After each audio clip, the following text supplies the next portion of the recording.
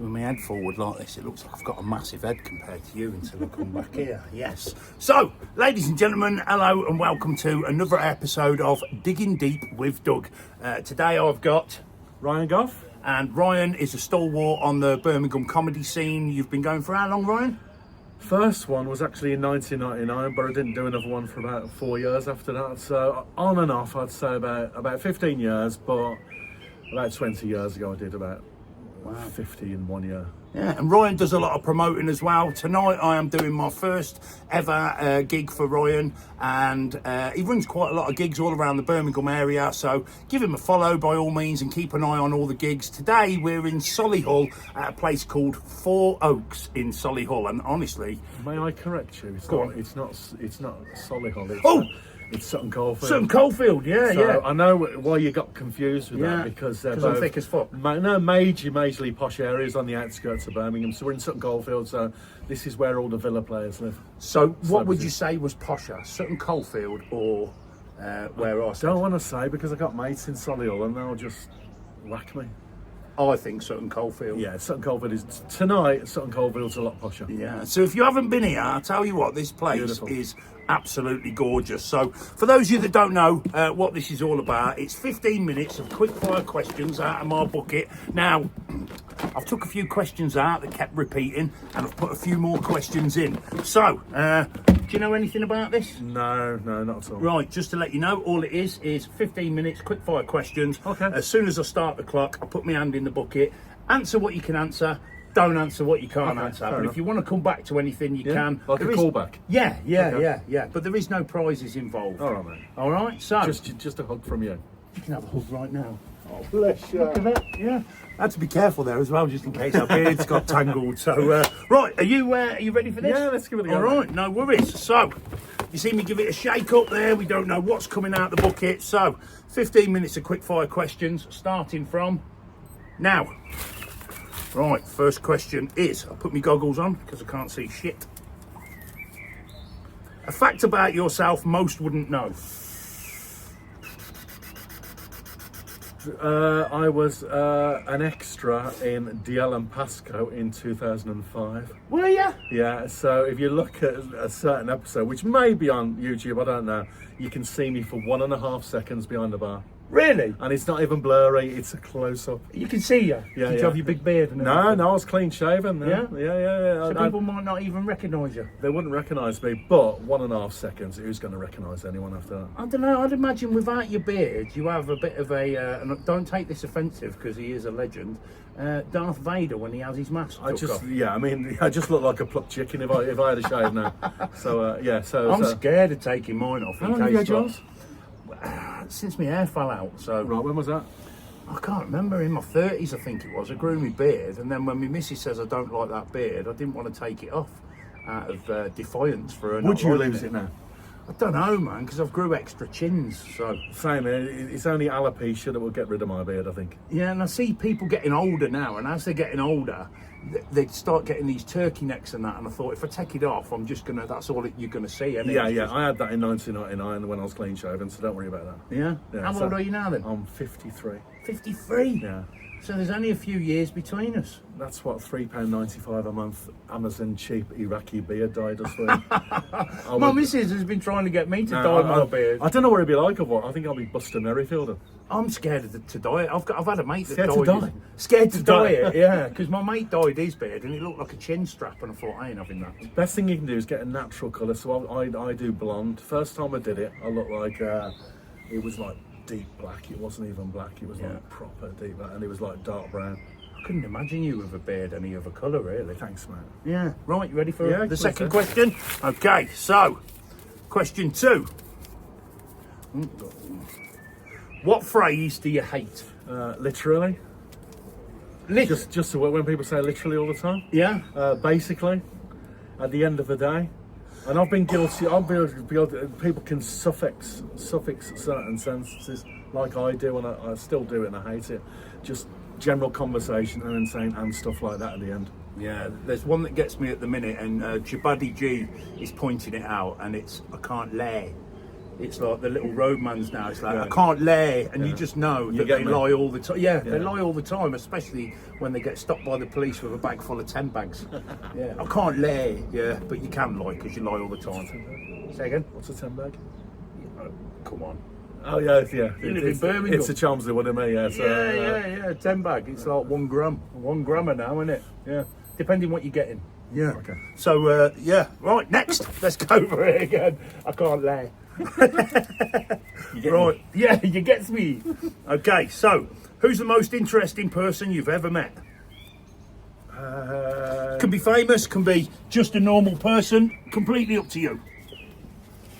A normal person. I was at a gig with Andy White once, and it was a weird gig in Maidstone in Kent, and we were what were we doing? Yeah, we were in Maidstone in Kent, and it's a really random gig. This bloke doesn't do it anymore, and he got us to go out because there was no one in there. It was upstairs at Pizza Express, and he got us to go outside. Pizza Express. Yeah, Prince Andrew. Yeah, before it was famous. Yeah, and then he says, "Can you go outside up to the train station and fly her?" So he made us go up there and fly her for the gig because there was no people in. But when we got back and there's people in the audience, there's about 10 or 15 people in the audience, and I was comparing and asked one bloke what he did, and he says, I was in Jive Bunny. What the fuck? He says, were you with the, Jive Bunny? Come on, everybody. Yeah. He says, were you the one? He says, no. He says, I was the one behind doing all the production and the music. Like the DJ. Yeah. So he was a DJ behind who also wore things, but he wasn't actually Jive Bunny. And he was speaking to me for ages, and he just didn't have kind words to say about the actual Jive Bunny. Right. But that was really interesting because he was talking to me about the record industry as if he was like John Lennon or Paul McCartney, when really he was like in this late 80s sort of like. To be honest, more people know not more people know who Jive Bunny is, but everyone's heard of the Jive Bunny Mega Mix because that's when the DJ gets to go to the toilet, isn't it? Yeah. It's what, 15 minutes? Yeah, puts it on and off he trots to the toilet. Like, you've met him.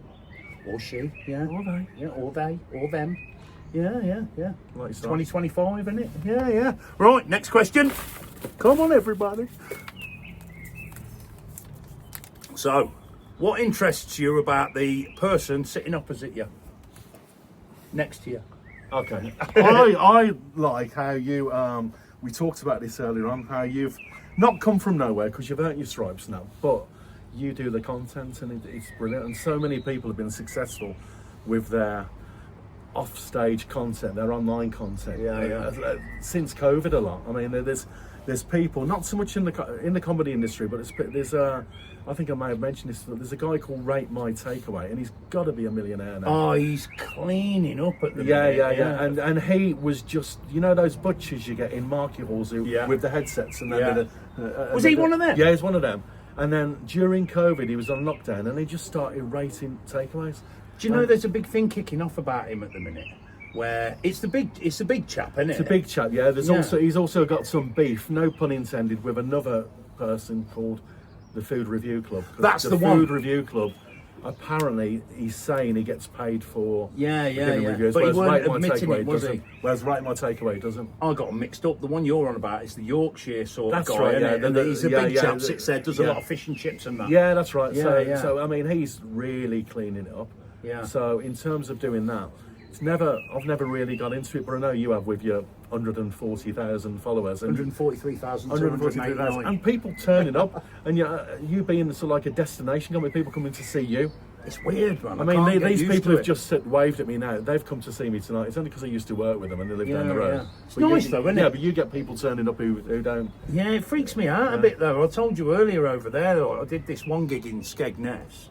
And the place was amazing, and I went outside to film it because it was like a Neverland Theatre, it's called, and it was down this back alley. And as I was doing the video, saying, "Look at this place, you'd never know it exists." And then these two people come walking up the road, and I was like, "Did you know this was here?" And they went, "No, we've just come to see you." That's brilliant. And it blew my mind, man, because just a normal geezer drive a forklift on a building site. Do you know what I mean? But then do this shit as well. But do you still do that stuff on the content on there where you used to be in a digger doing the... I do, yeah. But I'll tell you what it is, Ryan, right? Here's the thing.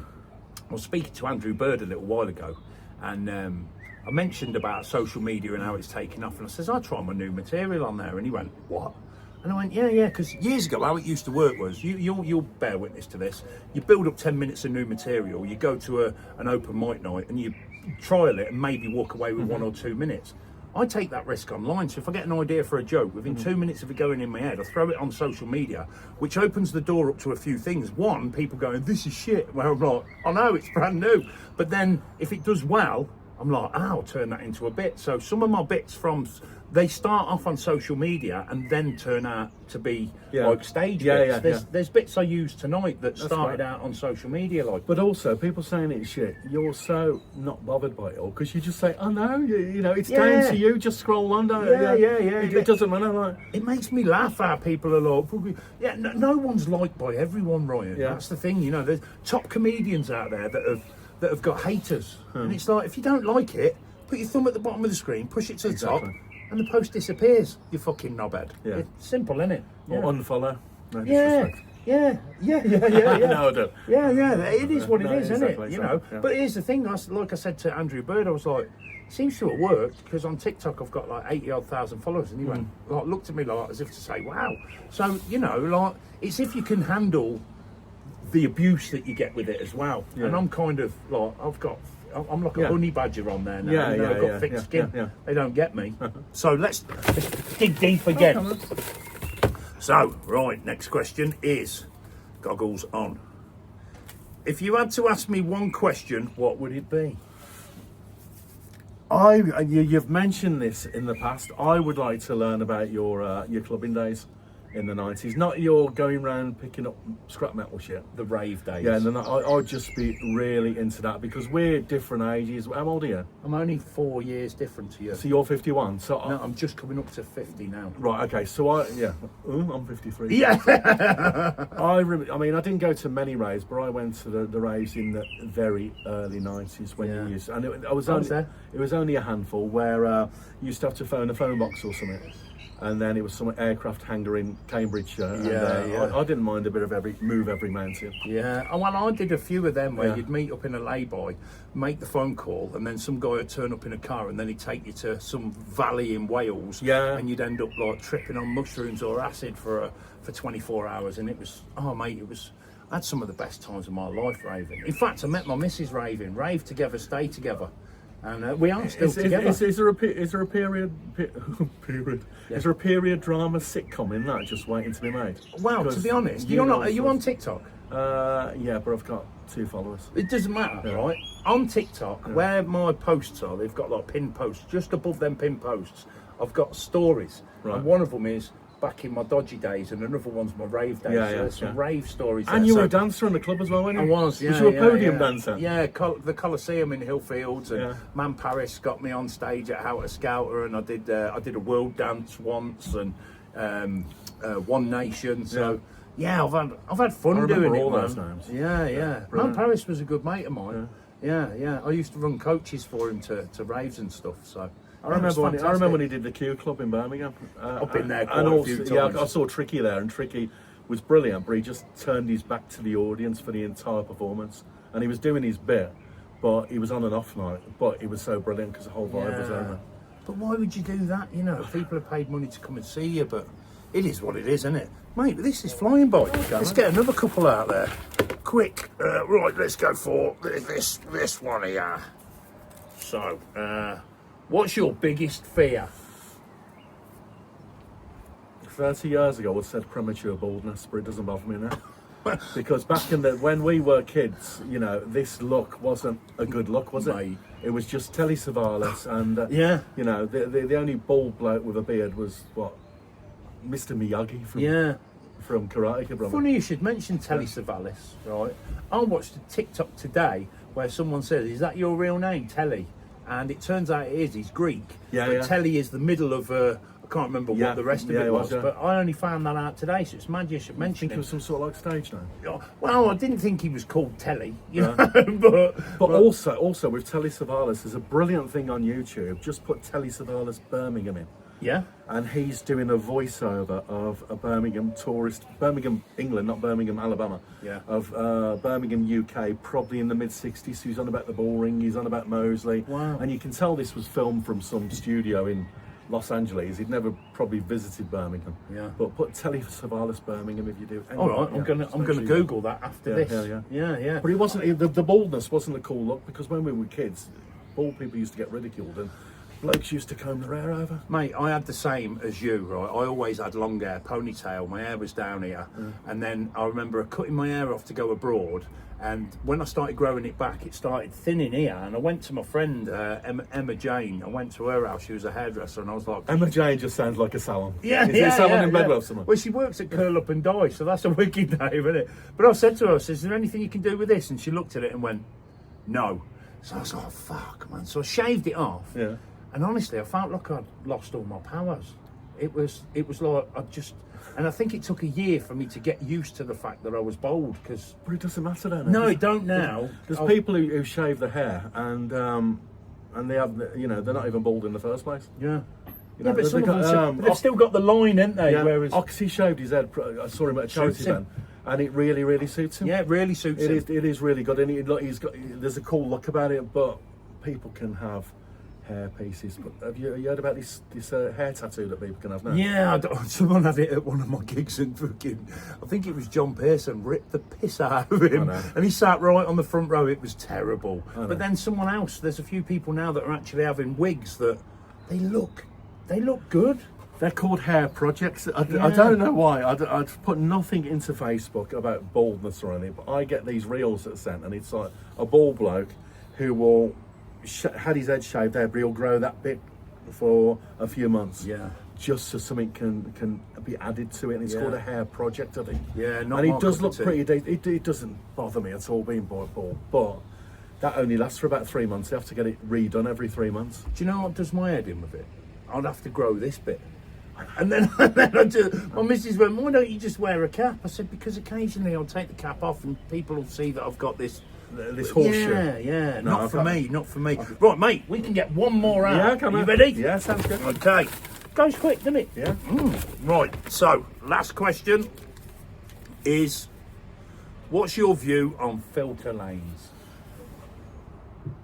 Filter lanes, are those the ones, because I'm from Birmingham, where there's say there's coned off lane, yeah, and everyone's sitting down in that lane, and then there's that lane that it goes 800, 600, Yeah. 400. That's the filter lane where it's starting to go, and you've got to move over. Yeah. Are you one of them that sits in that lane, or do you shoot down that one? I will tend to. I won't go up to 200, because I think that's just plain rudeness. Yeah. Between 600 and 400, I'll tend to move over. Oh, so you're semi nice. I'm polite with it. But my mate who sells cars, okay, not a great advert, he said he goes down to the 200 because that's what the 200 is there for. Anyway. Yeah. He says it is all about filtering. Yeah, and he says if they don't let you in, they're not understanding it. Yeah. It's merge in turn, isn't it? Yeah. It's just filter one after the other. So. Well, mate, we have run out of time, but do you want one more? Yeah, let's do it, yeah? Because, do you know what? We're mavericks and we fly by the cuff. You know what I mean? So, last question is... Oh, 1 second. There's 2 there. Let's throw that back. What's your biggest regret? I don't want to say that. I don't want to say that. I've got a fair few regrets in life, but things that shouldn't have happened, and I should have taken that chance, but I didn't. Jobs, a lot of other things that have gone on. Yeah. But do you want to tell me in private? Yeah, tell on private, and then what you can do is on Saturday when we're gigging together again, you can just put that. You can introduce me to that. His biggest regret is. Okay. All right. Sam, Ryan. Thank you, mate. Lovely. Just to let you know, Ryan does run a gig here. That's why we're here. Four Oaks in Sutton Coldfield. Yeah, that's it. Not Solihull. Not Solihull. Yeah. And how often do you run this? Right. We've run 2 at the moment. There's probably going to be another gig here. I don't know. See how well tonight goes. No, we're just coming up now. So we're finishing the interview, but hopefully there'll be another one here. Yeah, well, this is the second one. Keep an eye out. And if there isn't a gig here, come here for food because the place is beautiful. Or just a drink. They've got an outside bar and everything. Ladies and gentlemen. Do they have music here as well? Music, yeah. Yeah, they have music here as well. Ashley, who's a promoter, just says, and music, so he's a left-handed guitarist. I'm a left-handed guitar. Well, I say I am. I bought a guitar for my 40th and now it's a coat hanger. So, Mate, Jimi Hendrix was left-handed. Was he? Yeah. I'm not left-handed. I eat left-handed, but everything else is right-handed. You know, well, we'll leave it there. All right. Anyway, ladies and gentlemen, that is episode whatever, I can't remember. Ryan Gough, and we are about to go. 1956. That's pure. You haven't overrun, have we? No, you said 20 minutes. We're at 20 minutes now. Yeah, see ya. perfect. Bye-bye.